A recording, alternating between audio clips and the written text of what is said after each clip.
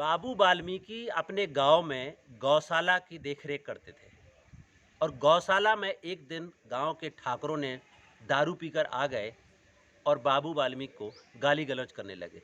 दोष इतना था कि उससे गौशाला से एक सांड निकल के बाहर चला गया।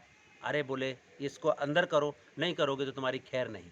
ये एक दिन की बात नहीं है। बाबू ऐसा रोज अपमान का घूंट पीते हुए गौशाला की रक्षा करते हैं, लेकिन गांव के दबंग उनको जीने नहीं देते हैं। जी हाँ दोस्तों, नमस्कार, मेरा नाम है कुलदीप कुमार और आज हम आपके साथ एक कहानी पे बात कर रहे हैं। ये कहानी बाबू वाल्मीकि की है। बाबू वाल्मीकि जो अपने गांव की गौशाला में देखरेख करते हैं।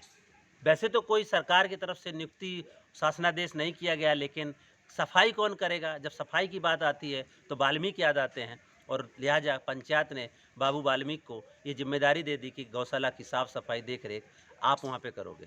आज हम बाबू वाल्मीकि के साथ हैं, बाबू हमारे साथ हैं। मैं बाबू वाल्मीकि के साथ खुद उस घटना को जानने की कोशिश करेंगे कि आखिर हुआ क्या है। इस घटना में एफआईआर भी हुआ है, एफआईआर की कॉपी हमारे पास है। उस दिन जिस दिन बाबू वाल्मीकि गौशाला गए, वहाँ पे सफाई कर रहे थे, तभी गौशाला के बाहर बैठे कुछ ठाकुर समुदाय के लोग दारू पी रहे थे।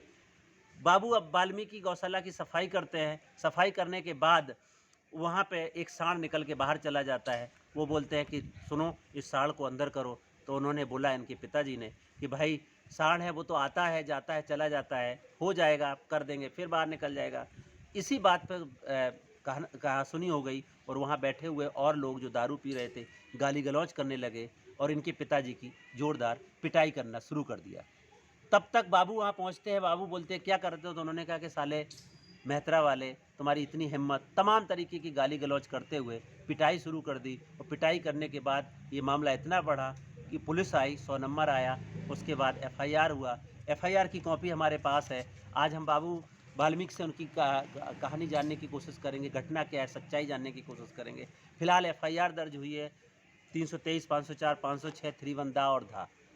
बड़ी बात यह है कि एफआईआर दर्ज होने के बाद आज तक बाबू वाल्मीकि को न्याय नहीं मिल रहा है, कंपनसेशन नहीं मिल रहा है। तो घटना की सच्चाई जानेंगे। बाबू वाल्मीकि, आप बताइए क्या हुआ था इस घटना में? यही हुआ था घटना में कि पूरी मतलब घटना बताइए, इन्होंने आपको बहुत लोग देख रहे हैं। वहाँ पे ये लोग रोज़ दारू दूरू पीते थे, हम्म। गाली गलौज करते थे, हम बर्दाश्त करते थे, कहीं कुछ नहीं। अब हमारे बारे में नहीं कह रहे हैं तो कोई बात नहीं है, हम्म। लेकिन फिर भी ये रोज़ का इनका नियम था, हम कुछ नहीं कहते थे। एक दिन तो ये लमसम में दोपहर से ही दारू पीना शुरू कर दिया, वहीं पे पीते रहे। शाम हो गई, शाम होने के बाद इन्हीं के मतलब कोई नहीं था वहाँ पे, ये अकेले वहीं पे गाली गलौज करते रहे। गाली गलौज करने के बाद इन्होंने मतलब हमारे पिताजी को बुलाया। वहीं पे एक सांड था गौशाला में, वहीं से मतलब वो बाहर था। उन्होंने कहा ये सांड अंदर करो, ये कैसे घूम रहा है, तुम इसमें काम करते हो, ये बाहर कैसे घूम रहा है? तो हमारे पिताजी ने बोला कि देखो, वो जाली तोड़ के भाग जाता है और अंदर आ जाता है, इसका कोई उपाय नहीं है। तो मतलब उन्होंने कहा क्यों प्रधानमंत्री बहुत बड़े तुम बन रहे हो, हमारी बात के मतलब वो कर रहे हो? तो उन्होंने मतलब पिताजी को हमारे दबाया धपकाया, गाली गलौज उनको भी करने लगी। तो हमारे पिताजी ने बोली सो हमारे पिताजी के ऊपर हाथ छोड़ दिया, उन्होंने मारपीट करना शुरू कर दिया। तब तक हमको आवाज़ आई तो हम पहुँचे वहाँ पे। तो हमने कहा भैया ऐसा है क्यों कर रहे बुजुर्ग आदमी को, हमारे पिताजी को क्यों मार रहे हो? तो हमारे साथ भी इन्होंने गाली गलौज कर दिया, बोले भंगी वाले तेरे को मैं बहुत मारूंगा, और गांव में से निकालने भोसड़ी वाले भंगड़ा वाले का बहुत भाव बढ़ गया है, जिनने हमसे हर प्रकार की गाली दी है, माँ की फलानी हर चीज़।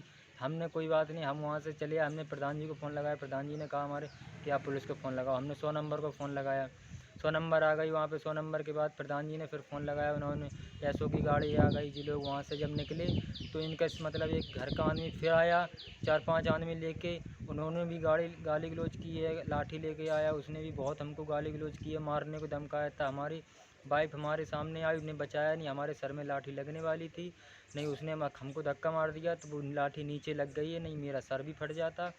तभी यहीं पे मतलब हम लोग वहाँ पे हम अपनी वाइफ को लेके चले जाते हैं थाने में, वहाँ पे एप्लीकेशन लिखाने, वहीं पे अपना एप्लीकेशन लिखवाते हैं। लिखवाने के बाद वहाँ पे कोई हमारा एप्लीकेशन नहीं लिखता है, तब हम स्वयं अपने हाथों से लिखते हैं।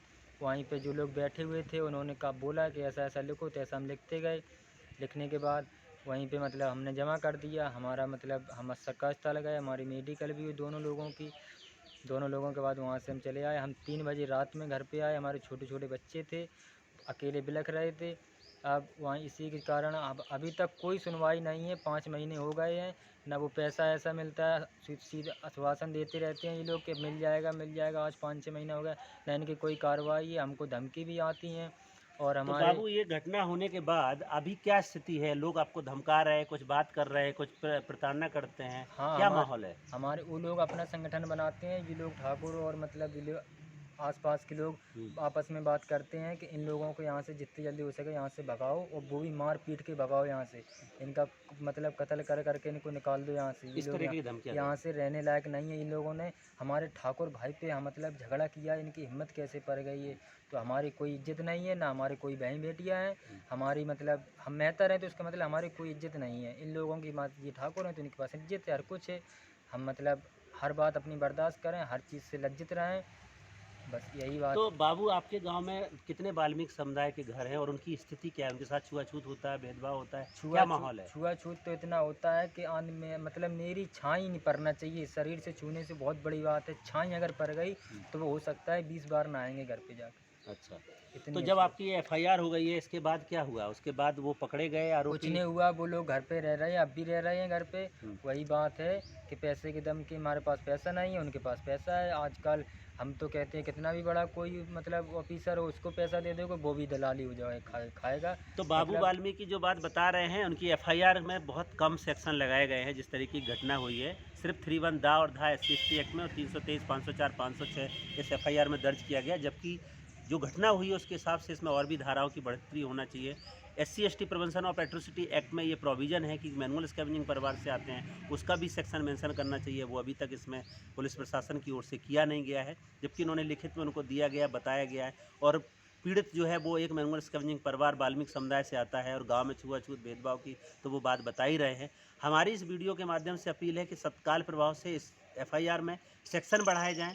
बाबू वाल्मीकि को जो धमकियां मिल रही हैं उस पर संज्ञान लेते हुए जो आरोपी हैं उनको तत्काल अरेस्ट करके जेल भेजा जाए। और SC/ST prevention of atrocity act में एक और प्रोविज़न है कि दलितों को इस तरीके के केसेस लड़ने के लिए उनको आर्थिक सहायता दिया जाता है। अब तक इनको मार्च की घटना है, 3 मार्च की 2023 की, अभी तक कोई मुआवजा नहीं मिला है।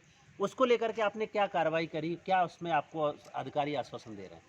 अधिकारी क्या, मैं वहाँ पे CO ऑफिस गया था। हुँ। उन्होंने हमसे कहा था हमारे बयान पूरे ले लिए, हमारी पत्नी के ले लिए। हुँ। और उन्होंने कहा कि हमारे ये मतलब बयान लेने के बाद मतलब कागज़ बताए, आधार कार्ड, पासबुक की फ़ोटोकॉपी और निवासकरण और ये जाति प्रमाण पत्र सब लेके आ जाओ। तो हम वहाँ पे मतलब 1 महीने परेशान रहे। कागज़ ऑनलाइन कराए हमने, 15 से 2000 रुपये कर्जा उठा के उन कागज़ को ऑनलाइन करा के उन्हें पैसे दिए। वो पैसे भी अभी तक नहीं मिल पाए, हमारे नहीं चुक पाए हैं। दूसरा आदमी को मतलब पैसा भी देना है और उन्होंने कहा आपका पैसा 1 महीने में आ जाएगा। 1 महीने के बाद आज 4-5 महीने हो गए हैं। बोल रहे थे समाजीकरण विकास भवन में चले जाना। वहाँ पे विकास भवन में हम जाते हैं तो वहाँ पे वो बोल देते हैं अभी बजट नहीं है, आ जाएगा आपका पैसा। कब आ जाएगा पैसा? बजट नहीं है, बजट ही नहीं है। जब जाते तब यही बोलते हैं बजट नहीं है। जी। तो बाबू वाल्मीकि जैसे ऐसे तमाम दलित पीड़ित रोज़ भटक रहे हैं, अधिकारियों के चक्कर लगा रहे हैं, समाज कल्याण विभाग के चक्कर लगा रहे हैं, उनको मुआवजा नहीं मिल रहा है। केस हो गया है, एक तो केस में न्याय नहीं मिल रहा है, अब केस को लड़े कैसे? वो बता रहे हैं 2 से 3 हज़ार रुपये उन्होंने कर्जा लेकर के कागज़ बनवाए, कागज़ बनवाने के बाद अधिकारियों के यहाँ जिला मुख्यालय पे आना पड़ता है। इतना साहब पैसा भी नहीं है, हम केस कैसे लड़ेंगे? मेरा अपील है इस वीडियो के माध्यम से, जो बाबू ने अपनी कहानी बताई, ऐसे तमाम दलित पीड़ित न्याय के लिए भटक रहे हैं, उनको जस्टिस चाहिए, उनको न्याय चाहिए। हमारा विनम्र अपील है कि तत्काल प्रभाव से इस एफआईआर का संज्ञान लेते हुए समाज कल्याण विभाग और जिले की जिला सतर्कता निगरानी कमेटी, जो कि SC/ST केसेस को देखती है, वो अपने मीटिंग में प्रस्ताव पास करते हुए इस पीड़ित परिवार को आर्थिक मुआवजा जो SC/ST एक्ट में प्रोविज़न है उसके तहत उनको दिया जाए, ताकि ये पीड़ित अपने हक के लिए, अपने सम्मान के लिए लड़ सके और जस्टिस पा सके। आज की कहानी में इतना ही, कल फिर मिलेंगे एक नई कहानी के साथ। तब तक के लिए नमस्कार। जय भीम, जय संविधान।